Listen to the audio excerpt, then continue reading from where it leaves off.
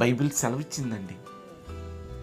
ఆనందించుడి, మరలా చెప్పుదును, ఆనందించుడి అంటాడండి.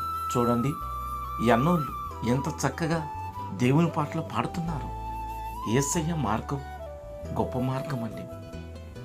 ఆ మార్గంలో సంతోషం, ఆనందం తప్ప మరి ఒకటి ఉండదండి.